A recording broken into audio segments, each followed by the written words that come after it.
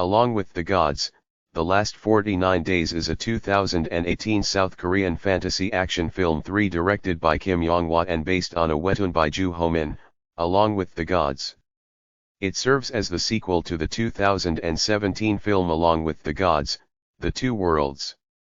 It stars Ha Young-woo, Joo Ji-hoon, Kim Hyang-ji, Ma Dong-seok and Kim Dong-wook. The film was released on August 1, 2018. The three Grim Reapers Gangrim, Hwonmik and Lee Deok-chun will guide their 49th soul Kim Soo-hong to the underworld trials.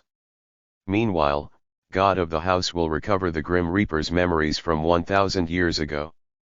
Needless to say, there is a plethora of challenges, snags, and secrets along the way for each of the Guardians to deal with, entangling with the household god protecting the old man and his orphaned grandson, Sung-ju. The outlaws Ma Dong-seok, Hwonmik and Deok-chun recover lost memories from their lives in dynastic 10th century Goryeo that realign their relationship to each other as well as to Gang Lim. Gang Lim, meanwhile, wrestles with his own guilty demons, ancient fears and hypocrisy, which the smart-mouthed former law student Soo-hong is quick to point out. Though the two films were shot simultaneously, there's a sense of more to The Last 49 Days that doesn't really do it any service. Like many a sequel bent on topping its predecessor to prove the first entry wasn't a fluke, the end result is just a bigger, noisier, less focused slog rather than continued world building. John Wick, Chapter 2 and The Empire Strikes Back may the exceptions that prove the rule. Where the two worlds had an end destination it was clearly heading toward, even if it rambled on occasion.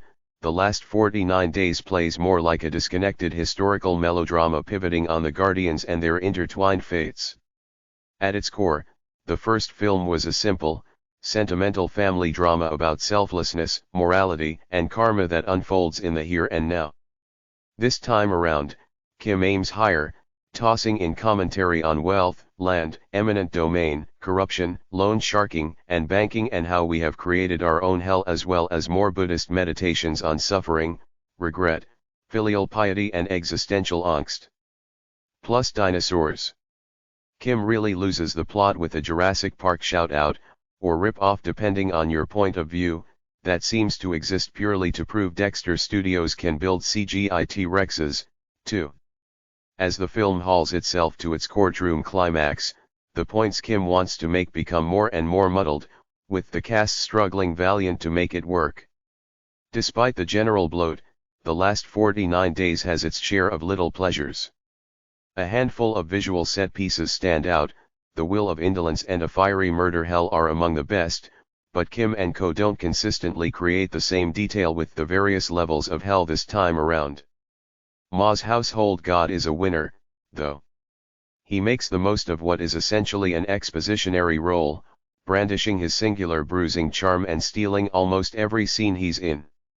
Ha dials down the debonair in order to pump up the latent guilt and agony, and in doing so loses the looser, funnier Gang Lim that was hinted at earlier.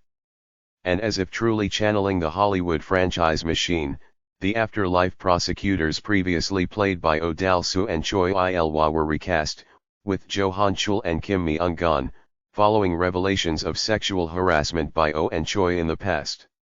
Unsavory scandals aside, Kim will need to get far more creative if Along with the Gods is to have a life beyond two parts.